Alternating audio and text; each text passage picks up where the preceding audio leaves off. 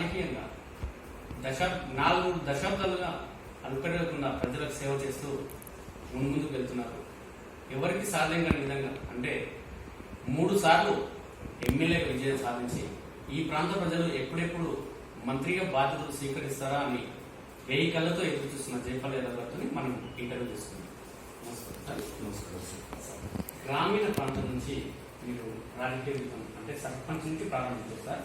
క్షేత్రస్థాయిలో అంటే సర్పంచ్ నుంచి ప్రారంభించారు కాబట్టి క్షేత్రస్థాయి సమస్యలు మీకు అన్ని తెలిసి ఉంటాయి సార్. కార్యకర్తలే కావచ్చు, ప్రజలే కావచ్చు. సర్పంచ్ నుంచి ప్రారంభమై మీ రాజకీయ జీవితం ఎమ్మెల్యే లాగా వచ్చింది సార్.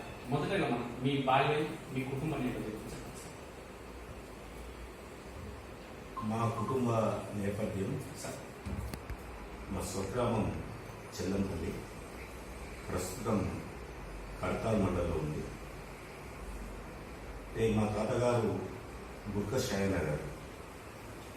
మా తాతగారికి 7 కుమారులు, 2 కుమారులు. పెద్ద కుమారుడైనటువంటి బుర్క బాలరాం గారి 2వ కుమారుడు నేను. మాది వ్యవసాయ కుటుంబం. మాకు పట్టా భూములు ఉన్నాయి, తర్వాత మంచి వ్యవసాయం ఉంది, తర్వాత ఆవులు, గేదెలు, తర్వాత పాడి పశువులు, తర్వాత గొర్రెలు, మేకలు, ఈ విధంగా పెద్ద ఎత్తున సంసారం సాగించేటువంటి కుటుంబం. మా నాన్నగారు కూడా బాగా చదువుకున్నటువంటి వ్యక్తి. ఆయన ఫస్ట్ మా చెల్లంపల్లి గ్రామానికి ఉప సర్పంచ్గా పనిచేయడం జరిగింది. తర్వాత నేను కడతాల్లో నా విద్యాభ్యాసం కడతాల్లో ఎస్ఎస్సి వరకు చదివిన తర్వాత నేను హైదరాబాద్లో ఉస్మానియా యూనివర్సిటీలో ఎక్స్టర్నల్ ఎగ్జామినేషన్ అది పాస్ అయ్యాను, ఇంటర్మీడియట్ కానీ బీఏ కానీ. తర్వాత 1981లో గ్రామ పంచాయతీ ఎన్నికలు జరిగినప్పుడు మా గ్రామస్తులు, అప్పుడు మా గ్రామానికి సంబంధించినటువంటి వంపుగూడ గ్రామం, టాకరాజుగూడ గ్రామం, బాలాజీనగర్ గ్రామం, రేవులకుంట గ్రామం, ఈ విధంగా ఒక 4-5 గ్రామాలతోటి గ్రామ పంచాయతీ ఉన్నది. అన్ని గ్రామాల ప్రజలు నన్ను ఏకగ్రీవంగా సర్పంచ్గా పోటీ చేయాలని చెప్పి వారందరూ కోరి బలవంతం చేయడం జరిగింది. నేను పోటీ చేసినప్పుడు మా గ్రామంలో సుమారు ఒక 1500 ఓటర్స్ ఉన్నారు. ఆ 1500 ఓటర్స్లో సుమారు 1250 ఓట్లు నాకే పోయాయి. అంటే ఆ విధంగా అప్పటి నుంచే నా రాజకీయ ప్రస్థానం ప్రారంభమైంది. 83లో మన నందమూరి తారక రామారావు గారు టీడీపీ పార్టీని స్థాపించారు. అప్పుడు వారు నన్ను టీడీపీ పార్టీలకు ఆహ్వానించడం జరిగింది. నేను 1985 సంవత్సరంలో పూర్వపు ఉమ్మడి మహబూబ్నగర్ జిల్లా యువత అధ్యక్షుడిగా పనిచేసిన టీడీపీ యువత అధ్యక్షుడు. 1987లో ఎన్టీ రామారావు గారు నన్ను జిల్లా ప్రధాన కార్యదర్శిగా నామినేట్ చేయడం జరిగింది. తర్వాత జిల్లా ప్రధాన కార్యదర్శిగా పనిచేస్తూ నేను 2వసారి మళ్ళీ కూడా గ్రామ సర్పంచ్గా పెద్దల దగ్గర గెలుపొంది. ఈ మండల వ్యవస్థ వచ్చిన తర్వాత ఈ జిల్లా పరిషత్ ప్రాదేశిక వ్యవస్థ ఏర్పడిన తర్వాత నేను మొట్టమొదటిసారిగా తలకొండపల్లి మండలం నుంచి జడ్పీకి పోటీ చేయడం జరిగింది. అప్పుడు నా పైన నరహారెడ్డి గారు, మాజీ సమితి ప్రెసిడెంట్ పడకల నరహారెడ్డి గారు, ఆయన పోటీ చేసినప్పుడు నేను 3600 తోటి గెలుపొందాను. అప్పుడే నేను జిల్లా పరిషత్ చైర్మన్ కావాలి, కానీ కొంత టెక్నికల్ ప్రాబ్లం వల్ల జిల్లా పరిషత్ చైర్మన్ కాలేకపోయినా. తర్వాత చంద్రబాబు నాయుడు ముఖ్యమంత్రి అయిన తర్వాత నాకు 1995లో నేను జిల్లా అధ్యక్షుడిగా మరి అప్పుడు ఎంపిక కాబడ్డా. 97లో నేను Andhra Pradesh backward classes finance corporation చైర్మన్గా మరి ముఖ్యమంత్రి గారు చంద్రబాబు నాయుడు గారు చేయడం జరిగింది. 99 వరకు నేను ఆ పదవిలో ఉన్నా. అప్పుడు ఆదరణ పథకాన్ని ప్రవేశపెట్టాను. ఆదరణ పథకాన్ని ప్రవేశపెట్టి ఆంధ్ర రాష్ట్రంలో ఉన్నటువంటి 23 జిల్లాలలో పర్యటించి కుల వృత్తులకు, చేతి వృత్తులకు మొత్తం కూడా వాళ్ళకు లోన్స్ ఇవ్వడము, వారి కులవృత్తులకు చేతులు పరికరాలు ఇవ్వడం, ఆ విధంగా మొత్తం 500 కోట్ల రూపాయలతో ఆదరణ పథకాన్ని పూర్తి చేయడం జరిగింది. 99లో కల్వకుర్తి నుంచి నాకు టీడీపీ అభ్యర్థిగా చంద్రబాబు నాయుడు బీఫామ్ ఇవ్వడం. 99లో నేను టీడీపీ పక్షాన పోటీ చేసి అందరి సహకారంతో గెలవడం జరిగింది. 99 తర్వాత మళ్ళా 2004 ఎలక్షన్లో ఈ కల్వకుర్తి సీటు బీజేపీ కేటాయించబడింది. మిత్రపక్షాల దాంతో పొత్తుతోటి బీజేపీ కేటాయించబడింది. అప్పుడు బీజేపీ ఓడిపోయింది. నేను వెంటనే స్టేట్ టీడీపీ అధికార ప్రతినిధిగా నన్ను నియమించింది. ఆ పదవిలో కొనసాగిన. అదేవిధంగా తెలంగాణ రాష్ట్రంలో ఉన్నటువంటి కొన్ని జిల్లాలకు ఇన్ఛార్జిగా పనిచేసాను. తర్వాత స్టేట్ ఆర్గనైజ్ సెక్రటరీగా పనిచేసాను. తర్వాత మళ్ళీ తిరిగి 2009లో నాకు టీడీపీ పక్షాన మళ్ళీ బీఫామ్ ఇవ్వడం జరిగింది. 2009లో కూడా గెలవడం జరిగింది. 2014 వరకు నిరంతరం ఎమ్మెల్యేగా పనిచేయడం జరిగింది. 2014లో నేను టీఆర్ఎస్ పార్టీలో రావడం జరిగింది. అప్పుడు ఉన్నటువంటి గౌరవ ముఖ్యమంత్రి కేసీఆర్ గారు, హరీష్ రావు గారు, లేకుంటే మన కేటీఆర్ గారు, వీళ్ళందరి ప్రోత్సాహం వల్ల టీఆర్ఎస్లో చేరి బీఫామ్ తీసుకోవడం జరిగింది. బీఫామ్ కేటాయించి సరే బీఫామ్ కేటాయించినప్పుడు ఇక్కడ కూడా కల్వకుర్తిలో 2014లో కొంత టెక్నికల్ ప్రాబ్లం వల్ల నేను కొన్ని ఓట్లతో ఓడిపోవడం జరిగింది. సరే నన్ను మళ్ళా కేసీఆర్ గారు కల్వకుర్తికి టీఆర్ఎస్ ఇన్ఛార్జిగా నియమించారు. ఇన్ఛార్జిగా 5 సంవత్సరాలు బ్రహ్మాండంగా పనిచేసాం. ఫస్ట్ టైం వచ్చినటువంటి టీఆర్ఎస్ ప్రభుత్వం ప్రవేశపెట్టినటువంటి పథకాలు మొత్తం కూడా ముఖ్యమంత్రి గారి కనుసన్నల్లో, ముఖ్యమంత్రి గారి నియమాల ప్రకారం, సిద్ధాంత ప్రకారం నేను 5 సంవత్సరాల్లో మొత్తం కూడా కల్వకుర్తిలో ఉన్నటువంటి 7 మండలాలు కానీ 2 మున్సిపల్ పట్టణాలు కానీ అందరికి అందుబాటులో ఉండి ఈ కార్యక్రమాలు మొత్తం కూడా అందరికి అందించడంలో అన్ని సమావేశాల్లో, పార్టీ సమావేశాలు కానీ ప్రభుత్వానికి సంబంధించిన కార్యక్రమాల్లో పాల్గొని మరి ఎంతో 2019 వరకు కూడా ఇన్ఛార్జిగా పనిచేసాను. 2019లో మళ్ళీ నాకు సెకండ్ టైం కేసీఆర్ గారు బీఫామ్ ఇవ్వడం జరిగింది. బీఫామ్ ఇచ్చినప్పుడు మళ్ళీ ఒకసారి పార్టీని సమాయత్తం చేసుకొని గ్రామ స్థాయి శ్రేణి నుంచి మొదలుకొని తాలూకా స్థాయి వరకు అందరూ కలుపుకొని అందరు సమన్వయంతో సంఘటితంగా పోరాటం చేసి మళ్ళీ నేను 3వసారి ఎమ్మెల్యేగా గెలుపొందడం జరిగింది. ఎమ్మెల్యేగా గెలుపొందిన తర్వాత అనేక ఎలక్షన్లు రావడం జరిగింది. గ్రామ పంచాయతీ సర్పంచ్ ఎలక్షన్లు వచ్చినాయి, పార్లమెంట్ ఎలక్షన్లు వచ్చినాయి, ఎంపీటీసీ జడ్పీటీసీ ఎలక్షన్లు వచ్చినాయి, దాని తర్వాత సింగిల్ విండో ఎలక్షన్లు వచ్చినాయి, దాని తర్వాత మున్సిపల్ ఎలక్షన్స్ వచ్చినాయి. అంటే ఒక 18 నెలలు ఎలక్షన్ జరిగింది. ఈ 18 నెలల కాలంలో మొత్తం కూడా ఎలక్షన్ కోడ్ ఉంది కాబట్టి మన ప్రభుత్వం ద్వారా ఎలాంటి పనులు బడ్జెట్ కూడా మంజూరు కాలేదు, రాష్ట్ర వ్యాప్తంగా మంజూరు కాలేదు.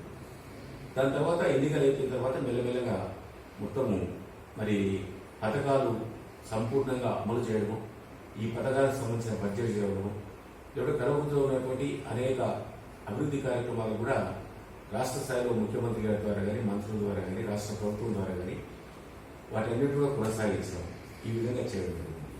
దురదృష్టం ఏంటంటే ప్రపంచ వ్యాప్తంగా ఈ మహమ్మారి కోవిడ్ మొత్తం కూడా ప్రపంచ దేశాలకే చుట్టుకున్నది ఈ రాక్షసి. మన భారతదేశం కూడా ఎంతో అసలు కోవిడ్ వల్ల చాలా ఇబ్బంది పడి చాలా మంది ఈ వ్యాధికి గురైపోయి చాలా మంది చనిపోవడం కూడా జరిగింది. చాలా మంది నాయకులు కానీ, కార్యకర్తలు కానీ, ప్రజలు కానీ మరి అందరూ కూడా మహిళలు కానీ చనిపోవడం జరిగింది. మనకు 90 రోజులు లాక్డౌన్ ఉన్నది. భారతదేశం కానీ రాష్ట్రం కానీ లాక్డౌన్ ఉన్నది. లాక్డౌన్లో కూడా ఎవరు కూడా బయటికి వెళ్ళే పరిస్థితి లేదు. ప్రభుత్వం కూడా మొత్తం స్తంభించింది. ఆఫీసులు ఇవ్వలేదు, అధికారులు రాలేదు, ప్రజాపతి కూడా కార్యక్రమాలు చేయలేదు.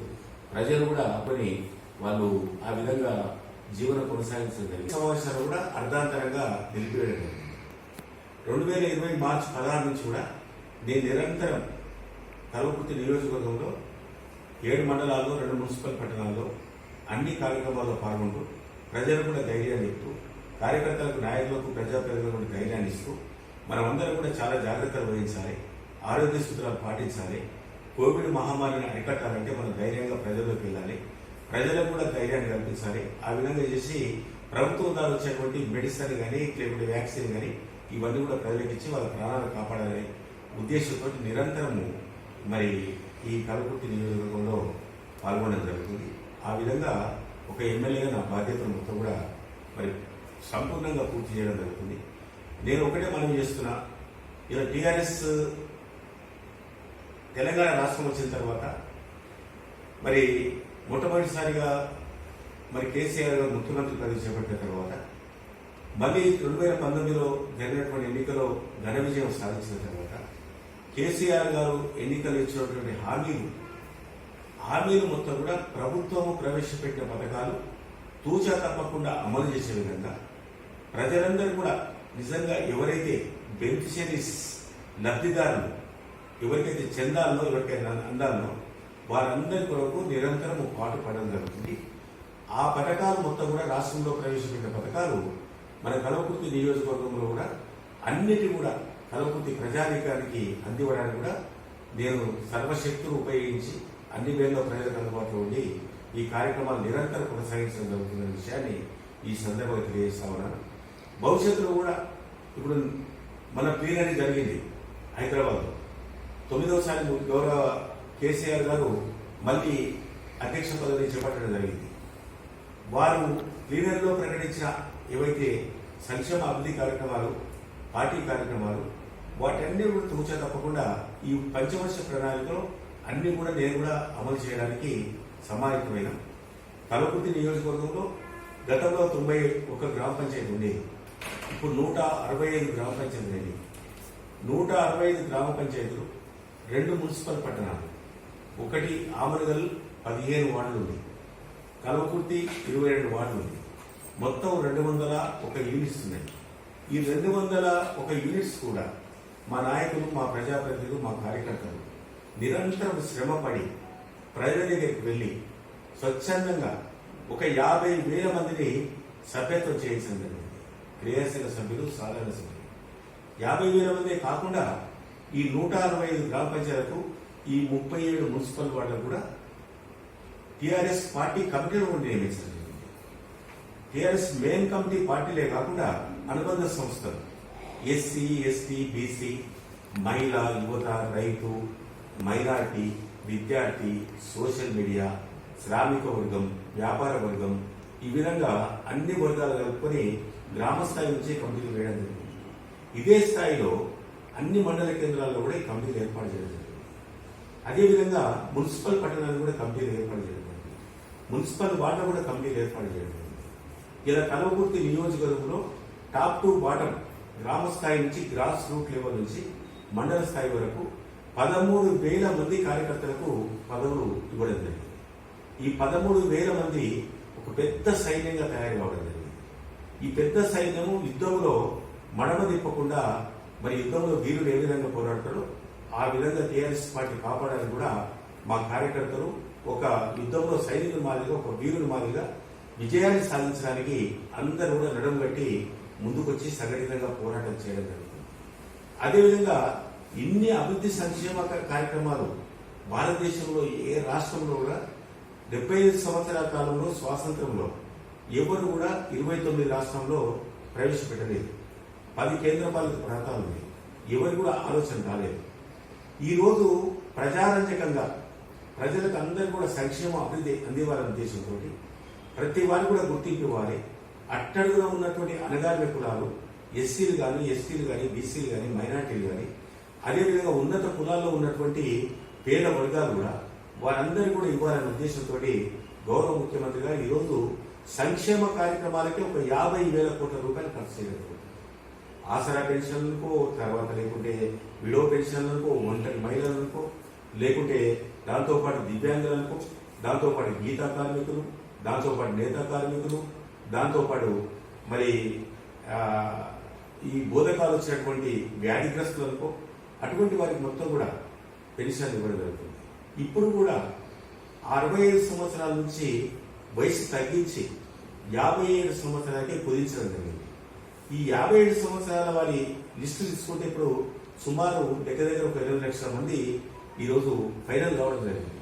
అంటే తెలంగాణ రాష్ట్రంలో ఎవరు కూడా ఉపవాసం ఉండకూడదు, ఆకలి చావు రావకూడదు, భూమి లేనటువంటి వారు, నిరుపేదలు, కూలీలు, పిల్లలు లేనటువంటి వారు, ఈ విధంగా ఉన్నటువంటి అనాథలను ఆదుకోవడానికి 50 లక్షల మందికి మన నెలకు 2,116 చొప్పున 3,116 చొప్పున మరి 15,000 కోట్ల రూపాయలకు పెన్షన్స్కే ఈరోజు కేటాయించడం జరుగుతుంది. రైతుల విషయానికి వస్తే ఇలా 35 లక్షల పంపు సెట్లు ఉన్నాయి. తెలంగాణ రాష్ట్రం రాకముందు మనకు తెలంగాణ రాష్ట్రం వచ్చిన తర్వాత 6,000 మెగావాట్ల విద్యుత్ మనకు ఆంధ్ర రాష్ట్రం నుంచి మనకు రావడం జరిగింది. ఇవాళ 15,000 మెగావాట్ల విద్యుత్తును మన రాష్ట్రం ఉత్పత్తి చేసింది. గౌరవ ముఖ్యమంత్రి గారు సుమారు 90,000 కోట్ల రూపాయలు ఖర్చు పెట్టి ఈరోజు మరి అధునూతనంగా ఒక లేటెస్ట్ టెక్నాలజీ తోటి విద్యుత్ ఉత్పత్తి కేంద్రాలు కూడా కొత్తవి తయారు చేయించడం జరిగింది. ఇప్పుడు యాదాద్రి పవర్ ప్లాంట్ కూడా తయారు కావడం జరిగింది. ఇవన్నీ వచ్చేస్తే ఇంకో అదనంగా 15,000 మెగావాట్ల విద్యుత్ ఉత్పత్తి జరుగుతుంది. అంటే తెలంగాణ రాష్ట్రం 30,000 మెగావాట్ల విద్యుత్ ఉత్పత్తి చేస్తుంది. తెలంగాణ రాష్ట్రంలో ఉన్నటువంటి 35 లక్షల పంపు సెట్లకు 24 గంటల ఉచిత కరెంట్ ఇచ్చి రైతులను ఆదుకోవడం జరుగుతుంది. రైతుల పక్షాన మన ప్రభుత్వము 12,000 కోట్ల రూపాయలు విద్యుత్ సంస్థకు ప్రభుత్వం చెల్లిస్తుంది. రైతుల పక్షాన రైతులకు ఫ్రీగా ఇవ్వడం జరుగుతుంది. అదేవిధంగా డొమెస్టిక్ కానీ, గృహాలకు కానీ, వ్యాపారస్తులకు కానీ, వాణిజ్య వర్గాలకు కానీ, పరిశ్రమలకు కానీ, ఇతరత్ర మొత్తం కూడా 24 అవర్స్ విద్యుత్ సరఫరా చేసినప్పటికీ ఇలా భారతదేశంలో మిగులు విద్యుత్ ఉత్పాదన చేసినటువంటి రాష్ట్రాల్లో తెలంగాణ మొదటి స్థానంలో ఉంది. మన ఇతర రాష్ట్రాలు కూడా విద్యుత్ సరఫరా చేసే స్థాయికి ఎదిగినాం. ఈ విధంగా ఇంకా 20 సంవత్సరాల వరకు మనకు డోకలేదు. ఆ విధంగా ఈరోజు రైతు బంధు తీసుకుంటే 63 లక్షల మందికి కుటుంబాలకు, రైతులకు మనం రైతు బంధు ఇస్తున్నాం. ఇలా ఎకరానికి 2 పంటలు కలిసి 10,000 రూపాయల చొప్పున 15,000 కోట్ల రూపాయలు రైతు బంధు ప్రతి సంవత్సరం కూడా రైతులకు ఇవ్వడం జరుగుతుంది. రైతు చనిపోతే రైతుకు 5 లక్షల రూపాయలు ప్రభుత్వమే ఎల్ఐసి బీమా ప్రీమియం చెల్లించి ఆ విధంగా రైతుకు 5 లక్షల రూపాయలు చనిపోయిన 10 రోజుల లోపలే ఆ రైతు సంబంధించినటువంటి కుటుంబ సభ్యుల అకౌంట్ లో జమ చేయడం జరుగుతుంది. ఆ విధంగా రైతులు కూడా ఆదుకోవడం జరుగుతుంది. మంచి నాణ్యమైన విత్తనాలు ఇవ్వడం జరుగుతుంది, నాణ్యమైనటువంటి ఫర్టిలైజర్ ఇవ్వడం జరుగుతుంది, నాణ్యమైనటువంటి పెస్టిసైడ్స్ ఇవ్వడం జరుగుతుంది. అదేవిధంగా రైతులకు అన్ని విధాలు కూడా ఆదుకోవడం జరుగుతుందనే విషయాన్ని ఈ సందర్భంగా తెలియజేస్తా ఉన్నాను. రైతులు పండించిన పంట ఈరోజు భారతదేశంలో ఏ రాష్ట్ర ప్రభుత్వం కొనుగోలు చేయడం లేదు.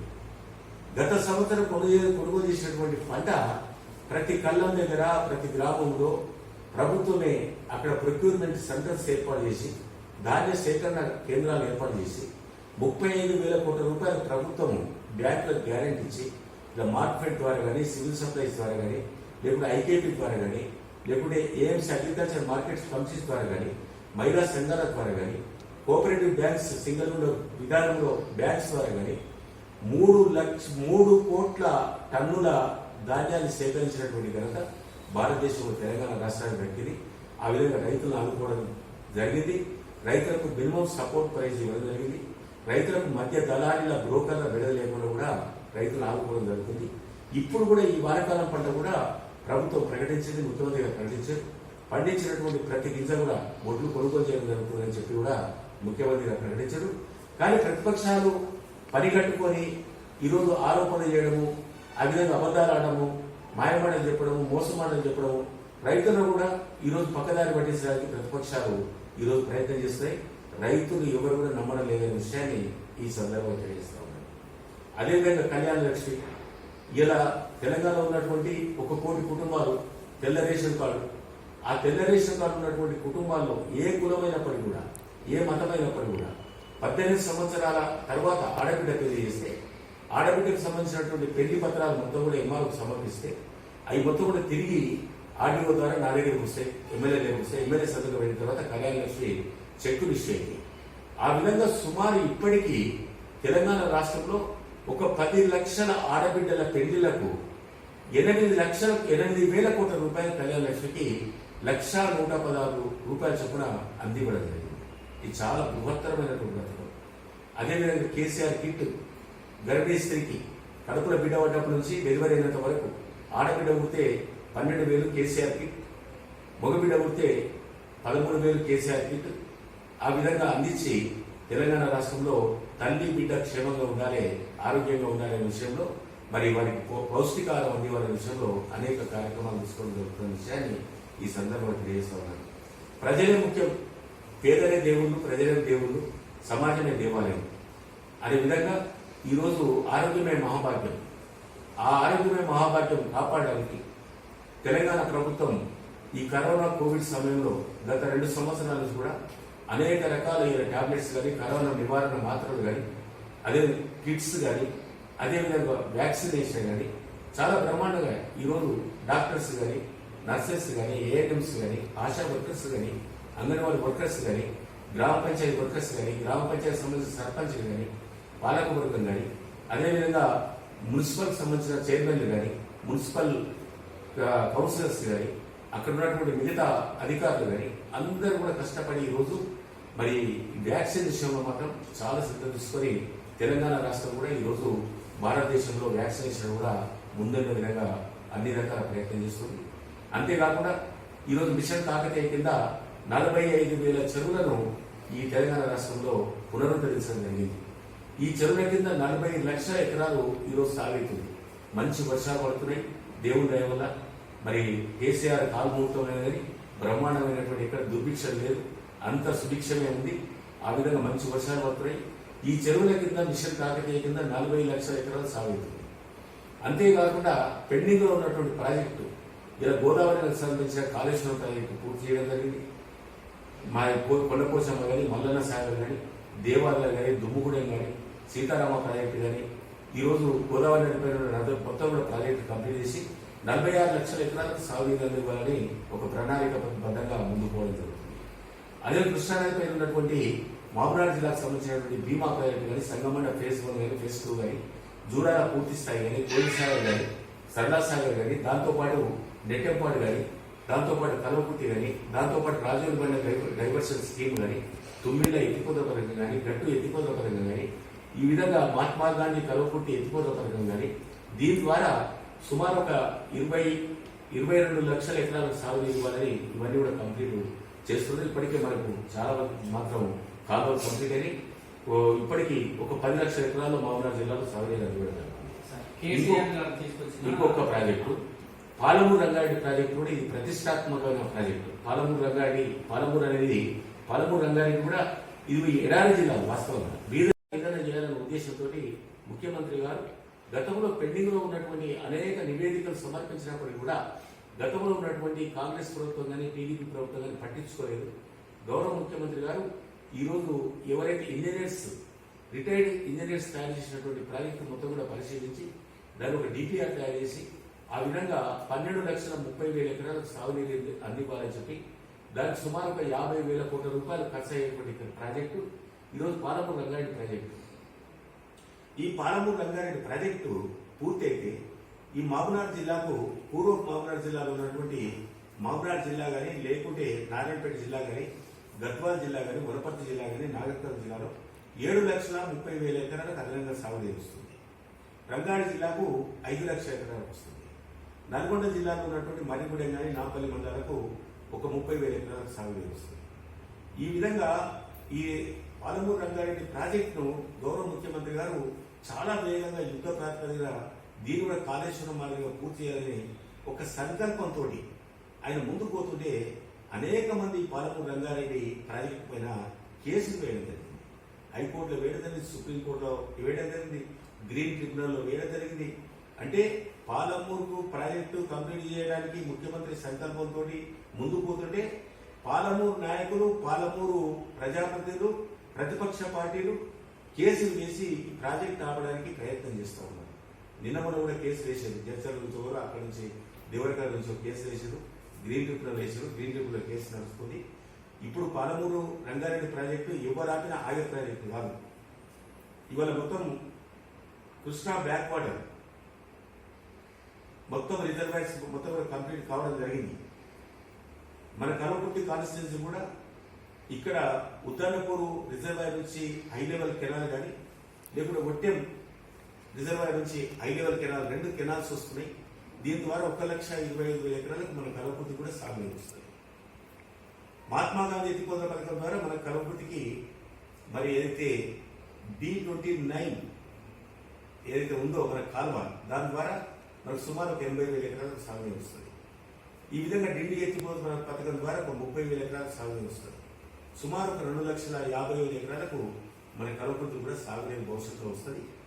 దయచేసి ప్రతిపక్షాలు మీరు పాలమూరుకు అన్యాయం చేయకుండా, కొనసాగుతున్నటువంటి ప్రాజెక్టులకు అడ్డుపడకుండా, కోర్టులలో కేసులు వేయకుండా, ఈ పాలమూరు రైతాంగం కొరకు, పాలమూరు ప్రజల కొరకు అవన్నీ కూడా ఉపసంహరించుకొని ప్రభుత్వానికి సహకరించాలని మీ ద్వారా వారికి కూడా విజ్ఞప్తి చేస్తాం. సీఎం కేసీఆర్ గారు తీసుకొచ్చిన అతి ముఖ్యమైన ప్రజా సంక్షేమ పథకాలు దళిత బంధు కూడా పెడతారు. ఈ దళిత బంధు అనేది రాష్ట్ర వ్యాప్తంగా 4 మండలాలు తీసుకొస్తే మన కల్వకుర్తిని అచ్చిపెట్టిన మన అంటే మీ పరిధిలో ఉన్నది కూడా వెల్దండ పరిధిలో, చారమండ పరిధిలో ఉంది సార్. దీనిపై మీకు ఏ విధంగా స్పందిస్తారు? ఈ దళిత బంధు ప్రోగ్రాం అనేది నిజంగా న్యాయమైంది.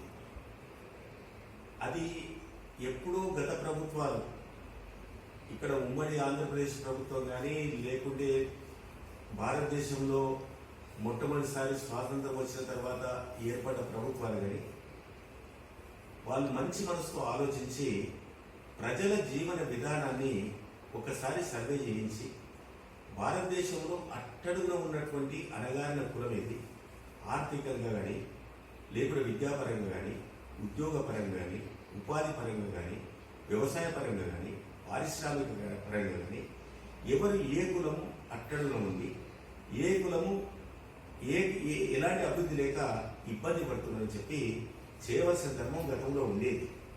కానీ ఎవరు కూడా చేయలేదు. దళితులను కూడా తూతూ మంత్రంగా ఏదో పథకాలు ప్రవేశపెట్టినట్టు ఆ ప్రవేశపెట్టి వాళ్ళని మభ్యపెట్టి మోసం చేసి ఓటు బ్యాంకును ఉపయోగించుకొని వాళ్ళ పనులు వచ్చి, వాళ్ళ అధికారులు వచ్చి గద్దెలెక్కి తప్ప ఇప్పటికి కూడా దళితులకు ఎక్కడో చేయలేదు. ఎగ్జాంపుల్ తీసుకుంటే భారతదేశ వ్యాప్తంగా ఉన్నటువంటి 135 కోట్ల జనాభాలో 18% దళితులు ఉన్నారు. ప్రతి రాష్ట్రం ఉన్నారు, ప్రతి గ్రామం ఉన్నారు. ఈ 18% దళితుల ఇలా 135 కోట్లలో అసలు అన్ని కులాల కన్నా వారి జనాభా సంఖ్య ఎక్కువ. అయితే వారి భూములు కూడా చాలా తక్కువ, వసతులు కూడా తక్కువ. వారు బాండెడ్ లేబర్గా, ఒక లేబర్గా పనిచేయడము, బెట్టి చాకరీ చేయడం తప్ప వారికి ఎక్కడ కూడా ఆర్థికంగా అన్ని విధాల రాష్ట్రాలు కానీ కేంద్రం కానీ సహకరించలేదు. వారి కుటుంబాలు గతంలో ఏ విధంగా ఉన్నాయో ఇప్పుడు ఆ విధంగా. ఎగ్జాంపుల్ తీసుకుంటే మన తెలంగాణ రాష్ట్రంలో దళిత కుటుంబాలు ఇప్పటికీ సర్వే చేసి 1,70,000 కుటుంబాలు ఉన్నాయి. 1,75,000 కుటుంబాల్లో సుమారు 50 లక్షల జనాభా ఉంది. ఈ 50 లక్షల జనాభాకు తెలంగాణ రాష్ట్రంలో వారికి ఉన్నటువంటి భూమి ఎంత తెలుసా? 6 లక్షల ఎకరాలు. 6 లక్షల ఎకరాలు. మరి తెలంగాణ రాష్ట్రంలో సుమారు 1,75,00,000 ఎకరాలు ఉంది. 6 లక్షల ఎకరాలు ఉంది. తర్వాత గ్రామ ప్రభుత్వం వచ్చిన తర్వాత కొన్ని రెసిడెన్షియల్ స్కూల్స్ ఎక్కువ చేసింది. టీఆర్ఎస్ ప్రభుత్వం వచ్చిన తర్వాత ఎస్సీలకు కానీ, ఎస్టీలకు కానీ, బీసీలకు కానీ, మైనార్టీలకు కానీ గురుకుల పాఠశాలలు, రెసిడెన్షియల్ స్కూల్ చేసింది. హాస్టల్స్ ఎక్కువ పెంచింది. కాబట్టి ఇప్పుడు ఆ సౌకర్యాల వల్ల దళిత కుటుంబాల్లో పుట్టినటువంటి బిడ్డలు కూడా ఆడకుండా కానీ, మౌంటే కానీ హాస్టల్లో వేసి చదివించుకోవడానికి అవకాశం వచ్చింది. లేకుంటే అది కూడా జరగకపోయింది. 100కి 100 కేసీఆర్ తీసుకున్నటువంటి నిర్ణయం అది 100% కరెక్ట్. కొంతమంది వ్యతిరేకిస్తున్నారు. 10 లక్షల రూపాయలు ఎక్కడి నుంచి తెచ్చిస్తారు? 17 లక్షల కుటుంబాలకు 1,70,000 కోట్ల రూపాయలు కావాలి.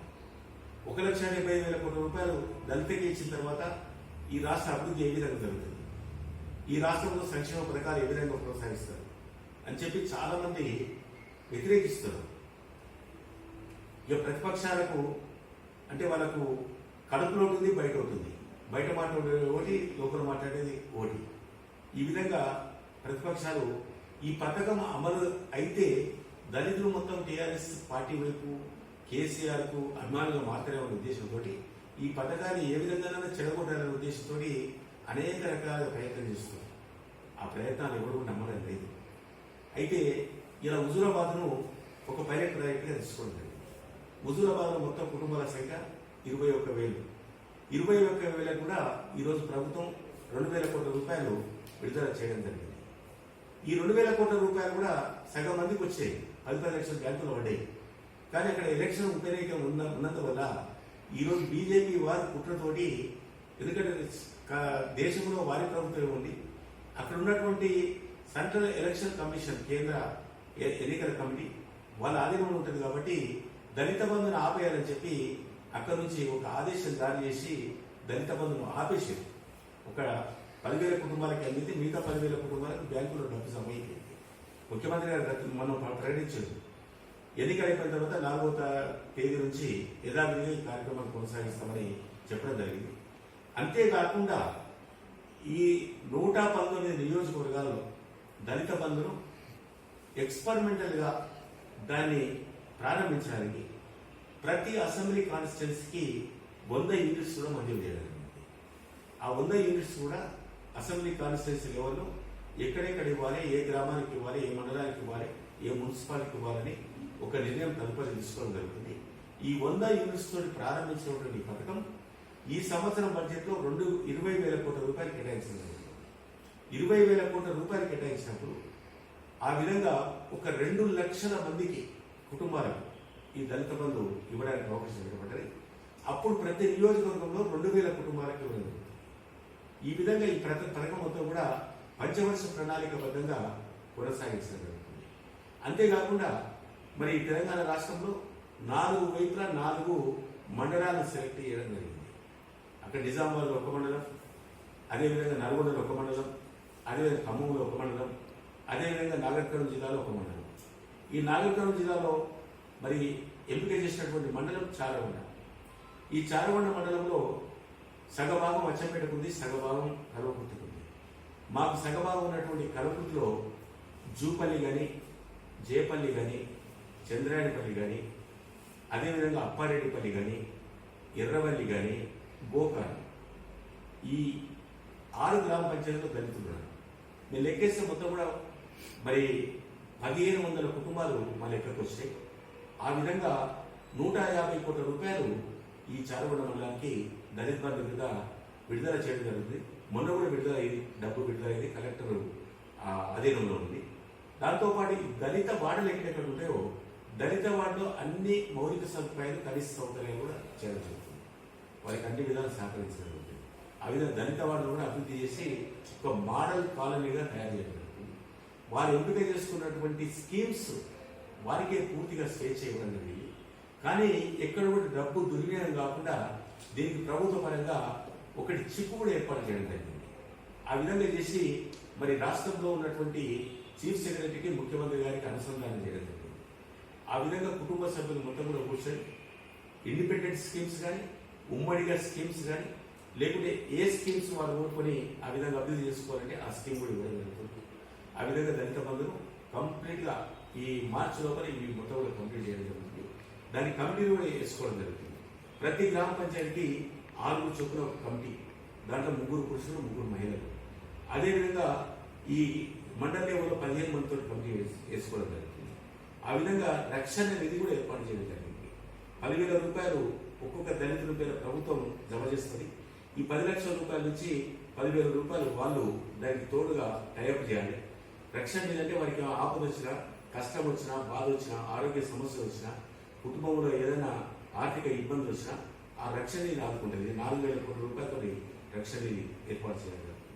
ఆ విధంగా దళితులకు ఇచ్చిన తర్వాత అంచెలంచెలుగా ఎస్టీలకు కానీ, బీసీలకు కానీ, మైనార్టీలకు కానీ, ఉన్నత కులాల్లో ఉన్నటువంటి పేదలకు కానీ ఇలాంటి పథకాన్ని కొనసాగిస్తారని మరి కుండబద్దలు పెట్టినట్టుగా మొన్న ప్లీనరీలో హైటెక్స్ లో ముఖ్యమంత్రి గారు ప్రకటించడం జరిగింది.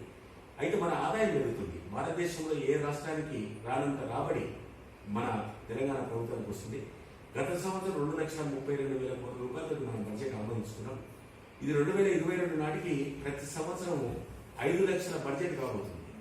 కాబట్టి అభివృద్ధి సంక్షేమ కార్యక్రమాలు కొనసాగిస్తూ, పెండింగ్ ప్రాజెక్టులు కొనసాగిస్తూ, పరిశ్రమలు కొనసాగిస్తూ అంచెలంచెలుగా అన్ని కుటుంబాలు ఆదుకోవడానికి ఆర్థిక వసతులు కల్పించి అన్ని కుటుంబాలకు కూడా దళిత బంధు మాదిరిగా ఈ కార్యక్రమాన్ని పేరు మారచ్చు, కానీ ప్రతి కుటుంబాన్ని ఆదుకోవడానికి మరి ముఖ్యమంత్రి గారు హామీ ఇచ్చారు. తప్పకుండా కొనసాగుతుంది. సార్, కల్వకుంట్లి కాన్స్టిట్యూన్సీ అంటేనే చాలా విభిన్నమైంది. ఆంధ్రప్రదేశ్ రాష్ట్రం ఉన్నప్పటి నుంచి తప్పకుండా తెలంగాణ రాష్ట్రం ఏర్పడిన తర్వాత ఈ తెలంగాణ అంటే ఇప్పుడు కల్వకుర్తి కాన్స్టిట్యున్సీలో 3 సార్లు మీరు ఎమ్మెల్యేగా విజయం సాధించారు సార్.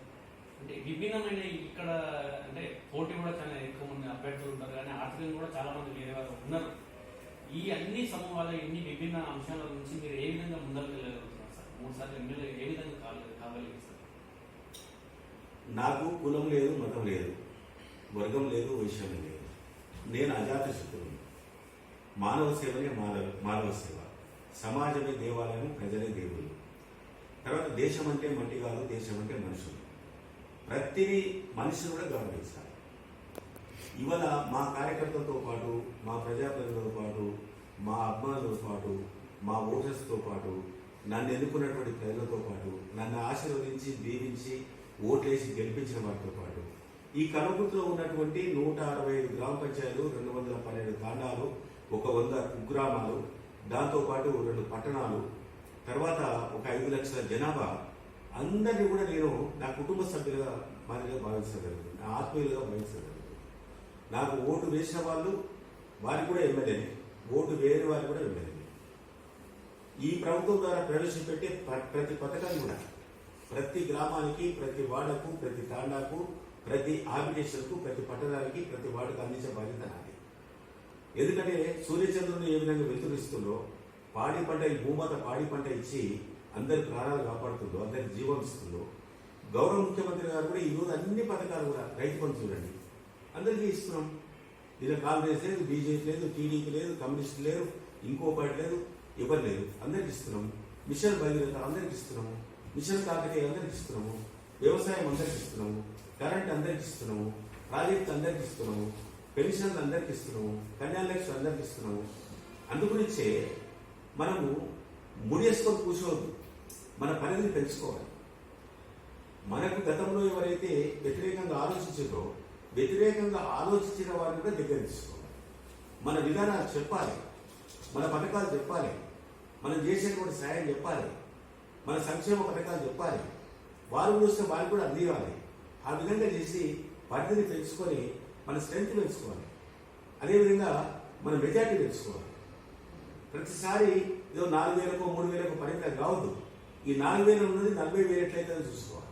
అందుగురించి వాళ్ళ సిద్ధాంతం వేరు కావచ్చు, వాళ్ళ ఉద్దేశం వేరు కావచ్చు, వాళ్ళ పార్టీ వేరు కావచ్చు, కానీ మానవతా దృక్పథంతో పనిచేయాలి. అందరినీ కూడా సమాజంలో ఒక గౌరవంగా గుర్తించే విధంగా మనం పనిచేయాలి. గుర్తిస్తే అందరు మన ఎప్పుడు వస్తారు. అందుకొరకే కల్వకుర్తి ప్రజానికం ఇక్కడ 1989 సంవత్సరంలో గౌరవ మన టీడీపీ వ్యవస్థాపక అధ్యక్షుడు నందమూరి తారక రామారావు పోటీ చేశారు. అప్పుడు కొన్ని కారణాల చేత ఓడిపోయాడు. ఆ ఓటమిని గుణపాఠంగా తీసుకొని నేను జిల్లా ప్రధాన కార్యదర్శిగా, జిల్లా అధ్యక్షుడిగా, తర్వాత నేను స్టేట్ అధికార ప్రతినిధిగా, స్టేట్ ఆర్గనైజ్ సెక్రటరీగా ఇక్కడ కల్వకుర్తిలో పోటీ చేసినప్పుడు ఈ కల్వకుర్తిలో ఉన్నటువంటి ప్రతి గ్రామానికి, ప్రతి తాండాకు, ప్రతి అప్లికేషన్కు, ప్రతి పట్టణానికి, ప్రతి వ్యక్తికి సర్వీస్ చేసి సేవలు అందించారు. ఆ గుర్తింపుగా అందరూ కూడా ఆదరించారు, గౌరవించారు, ఆశీర్వదించారు, దీవించారు, ఓట్లేసారు. ఇప్పటికి అదే సాంప్రదాయం కొనసాగుతుంది. నా గురించి ఎవరు ఏది మాట్లాడుకున్నా, మంచి మాట్లాడినా, చెడు మాట్లాడినా నేను ఎక్కడ కూడా వారిని విభేదించను. ఎవరి పాపం వాళ్ళదే, ఎవరి పుణ్యం వాళ్ళదే అనే రీతిలో నేను ప్రయత్నం చేస్తున్నా. ఆ విధంగా కలవకపోతే కంటికి రెప్పలాగా కాపాడతా, ప్రతి మనిషిని కూడా అందుబాటులో పనిచేస్తా. ఈ తెలంగాణ రాష్ట్రంలో ప్రవేశపెట్టిన అన్ని పథకాలు కూడా అందరికి అందిస్తారని మీ ద్వారా తెలియజేస్తాను. మీ సుదీర్ఘ రాజకీయ జీవితం సార్ 4 దశాబ్దాలు దాటిన సుదీర్ఘ రాజకీయం అంటే క్రియాశీలకంగా స్టార్ట్ చేశారు. ఈ సుదీర్ఘ రాజకీయంలో గతంలో ఎన్నడూ లేని విధంగా గత ఎన్నికల్లో సార్ వివిధ కారణాల్లో సార్ చాలా ఒత్తిడి ఎదుర్కొన్నారు. ఇంత ఒత్తిడిలోనూ ఎక్కడ కూడా మీరు ఓర్పు అనేది కోల్పోలేదు సార్. మీకు ఏ విధంగా సాధ్యపడుతుంది సార్ ఈ శాంతి స్వరూపం? నేను చిన్నప్పటి నుంచి కూడా ఒక సాంప్రదాయబద్ధంగా పెరిగినటువంటి వ్యక్తిని. నేను ప్రైమరీ స్కూల్ ఉన్నప్పుడే కొంచెం దైవం అంటే ఏంది, దేవుడు అంటే ఏంది, ఆధ్యాత్మికం అంటే ఏంది, ధార్మికం అంటే ఏంది, మనకు కనబడినటువంటి అద్భుత శక్తి మనం నడిపిస్తుంది. కాబట్టి మనం కూడా ఆ శక్తిని ఉపయోగించుకునే ఉద్దేశంతో నేను అనేక ధార్మిక ఆధ్యాత్మిక కార్యక్రమాలు, లేకుంటే అనేక యజ్ఞ యాగాలు, హోమాలు కూడా చేయడం జరిగింది. సాధువులను, సత్పురుషులను, మహర్షులను, మహాత్ములను కూడా మరి ఆహ్వానించడం జరిగింది. ఆ విధంగా ఒక ఆధ్యాత్మిక ధార్మిక కార్యక్రమాలు చేసుకుంటూ ఆ విధంగా కొనసాగండి. నేను తెల్లవారుజాము చేసినప్పుడు కొంత మెడిటేషన్ కూడా చేయడం జరుగుతుంది. దాంతోపాటు ఆ కార్యక్రమం తర్వాత నేను ఫస్ట్ అంటే ఎక్కడున్నా నేను కొంచెం పూజా విధానంలో కొంచెము దైవ ప్రార్థన కూడా చేయడం జరుగుతుంది. తర్వాత ఎలక్షన్లో ఇంత ఒత్తిడి ఉన్నప్పుడు కూడా ఒక గంటలో 2 గంటలు మనం మెడిటేషన్ చేస్తే అంటే ఒక నిగ్రహ శక్తి, ఒక సంకల్ప బలంతో మనము మన మనసును నిగ్రహించుకుంటే అది మనకు రీఛార్జ్ అవుతుంది, మళ్ళీ శక్తి వస్తుంది. ఆ విధంగా నేను అప్పటి నుంచి ఇప్పటి వరకు ఈ కార్యక్రమం కొనసాగించడం జరుగుతుంది. భవిష్యత్తులో కూడా కొనసాగిస్తాం. ఈ రాజకీయంతో పాటు ఈ దైవ కార్యక్రమాలు కూడా సహకరిస్తాం. ఏ మతమైనా ఏ కులమైనా ఇలా మైనారిటీస్ ఉన్నారు, ముస్లిం క్రిస్టియన్స్ ఉన్నారు. వాళ్ళకి ముఖ్యమైన పండుగలు రంజాన్ కానీ, బక్రీద్ కానీ, ఈద్ ఉల్ ఫితర్ కానీ అటువంటి పండుగలు కూడా మేము ఆదరిస్తాం. ఆ పండుగలు వెళ్తాం, వాళ్ళు కూడా కలుసుకుంటాం, వాళ్ళకు కూడా అభినందన తెలియజేస్తాం. క్రిస్మస్ ఉంది. క్రిస్మస్ క్రైస్తవ మా పెద్దలందరినీ కుటుంబ సభ్యులందరూ కలుస్తాం, వాళ్ళకు కూడా ఆదరిస్తాం, వాళ్ళకు కూడా గౌరవిస్తాం, వాళ్ళకు కూడా అభినందన తెలియజేస్తాం. హిందువుల పండుగలు ఉన్నాయి, దసరా కానీ, దీపావళి కానీ, సంక్రాంతి కానీ, లేకుంటే వినాయక చవితి కానీ, లేకుంటే ఉగాది కానీ, లేకుంటే బతుకమ్మ పండుగ కానీ, లేకుంటే దాంతోపాటు మన బోనాల పండుగ కానీ, అందరు హిందువులందరూ కూడా గౌరవిస్తాం, ఆడబిడ్డలందరూ గౌరవిస్తాం. ప్రభుత్వం ఇచ్చేటువంటి కార్యక్రమాలు వారికి అందరూ కూడా అందజేసి ఆ విధంగా అన్ని కులాలు అన్ని మతాలను గౌరవించి అందరూ కూడా ఒక కుటుంబ సభ్యులు. ఇలా భారతదేశమే ఒక కుటుంబం, ప్రపంచమే ఒక గ్లోబల్ విలేజ్. మతాలు కులాలు వేరు కావచ్చు, ఎవరి సిద్ధాంతం వాళ్ళకుంది, ఎవరి పద్ధతి వాళ్ళకుంది. లాస్ట్ దాని తాత్పర్యం ఏంటంటే, రిజల్ట్ ఏంటంటే మానవ సేవనే మానవ సేవ. మన ఉమ్మడి మహబూబాబాద్ జిల్లా రాజకీయ సుదీర్ఘ అనుభవం ఉంది సార్. సామాజికంగా పీసీల పరంగా వచ్చినా చాలా సీనియర్ ఉంది సార్. 3 సార్లు ఎమ్మెల్యే చేశారు. పార్టీల పరంగా అనేక పదవులు మంత్రి ఎప్పుడు అనేది మీరు చూస్తున్నారు సార్. ఎప్పుడు కావచ్చు అది ఉత్సాహంతో అంటారు సార్. నోటి నుంచి రావాలని వాళ్ళ కోరిక సార్. నేను అప్పుడున్నటువంటి టీడీపీ అధ్యక్షుడు ఎన్టీ రామారావు గారు ముఖ్యమంత్రి ఉన్నప్పటి నుంచి కూడా ఆ పార్టీలో పనిచేసాను. చంద్రబాబు నాయుడు ముఖ్యమంత్రి ఉన్నప్పుడు నేను ఎమ్మెల్యే చేశాను. రాజశేఖర రెడ్డి ముఖ్యమంత్రి ఉన్నప్పుడు కూడా ఎమ్మెల్యే చేశాను. రోషయ్య గారు ముఖ్యమంత్రి ఉన్నప్పుడు కూడా ఎమ్మెల్యే చేశాను. కిరణ్ కుమార్ రెడ్డి గారు ముఖ్యమంత్రిగా ఉన్నప్పుడు కూడా ఎమ్మెల్యే చేశాను. ఇప్పుడు కేసీఆర్ గారు ముఖ్యమంత్రి రెండోసారి ఉన్నప్పుడు ఎమ్మెల్యే చేశాను. నేను I'm fully satisfied with MLA. అదృష్టం ఉంటే తప్పదు, అదృష్టంగా ఉంటే తప్పదు. తర్వాత మనకు రుణానుబంధ రూపేణ పశు పత్ని సుఖాలయని ఇవాళ ఒక జగమెరిగిన సత్యం. మనకు రుణం ఉంటే, బంధం ఉంటే ఏ కాలంలో ఏది రావాలో వచ్చి తీరుతుంది. మనకు చేసుకున్నటువంటి పత్ని అంటే భార్య కానీ, మనకు పుట్టినటువంటి బిడ్డలు కానీ, మన పశువులు అంటే మన సంపద కానీ, మన భూములు కానీ, మన ఆస్తి కానీ, లేకుంటే మనకు ఉన్నటువంటి ఓర కానీ, మన గౌరవం కానీ, తర్వాత వచ్చేటువంటి పదవులు కానీ, ఇవన్నీ కూడా రుణానుబంధం. దాంతోపాటు స్టేట్ ఒక యూనిట్. ముఖ్యమంత్రి గారు మంత్రివర్గ కూర్పు చేసినప్పుడు అన్ని వర్గాలకు, అన్ని కులాలకు, అన్ని ప్రాంతాలకు సమతుల్యం చేసే విధంగా అందరికీ కూడా దాని భాగస్వామ్యం కల్పించే విధంగా ఒక నిర్ణయం తీసుకుంటారు. ముఖ్యమంత్రి గారి నిర్ణయానికి కట్టుబడి ఉండవలసింది. అది ఎప్పుడు వస్తుంది, ఎప్పుడు రాదనేది మన చేతులు లేదు. ఇప్పుడున్నటువంటి రాజకీయ పరిస్థితులు, భౌగోళిక పరిస్థితులు, వాతావరణ పరిస్థితులు, ప్రతిపక్ష పార్టీల పరిస్థితులు, తర్వాత రాష్ట్రంలో ఉన్నటువంటి వివిధ కులాలు, వివిధ మతాలు అన్ని వాటి పరిస్థితులు బేరీ చేసుకొని ముఖ్యమంత్రి గారు నిర్ణయం తీసుకుంటారు. ముఖ్యమంత్రి గారు ఏం నిర్ణయం తీసుకున్నా దానికి కట్టుబడి ఉంటాం. మనం దాని మీద ఒత్తిడి వేసేది లేదు, లేకుంటే దాని మీద పోరాటం చేసేది లేదు. దాని గురించి పోయి మనము మాకు ఇది కావాలని అడగవలసిన పని కూడా లేదు. మా దగ్గర అన్ని సమాచారం ఉంది, ఇంటెలిజెన్స్ ఉంది, పోలీస్ ఉంది, ప్రభుత్వం ఉంది, రిపోర్ట్స్ ఉన్నాయి, అన్నీ ఉన్నాయి కాబట్టి ఎవరికి ఎప్పుడు ఇవ్వాలి ఏది ఇవ్వాలి అని ముఖ్యమంత్రి మీద ఆధారపడి ఉంది. ముఖ్యమంత్రి గారి నిర్ణయాన్ని గౌరవిస్తాం, కట్టుబడి ఉంటాం. సార్ రాజకీయాల్లో వారసత్వం ఉన్నది సర్వసాధారణమైంది సార్. మీకు వారసులు ఎవరైనా అనుకుంటున్నారు సార్? అంటే మీ తర్వాత ఎవరైనా ప్రత్యేకమైన వ్యక్తి అనుకుంటూ ఉన్నారా సార్? వారసత్వం అనేది ఇది సాంప్రదాయం మారే కాదు. వాస్తవంగా ప్రజలకు ఎవరైతే ధైర్యంగా నీతి నిజాయితీతోటి ఇలా సేవ చేయడానికి ప్రజల సమక్షం వెళ్ళి ప్రభుత్వం ద్వారా వచ్చే పథకాలు కానీ వారికి ఉన్నటువంటి వ్యక్తిగత సమస్యలు కానీ కష్టాలు కానీ బాధలు కానీ సమస్యలు కానీ పట్టించుకొని ప్రజలకు వచ్చి పనిచేసి ఆ విధంగా ఉన్నటువంటి వాడే రాజకీయ నాయకుడు అవుతారు.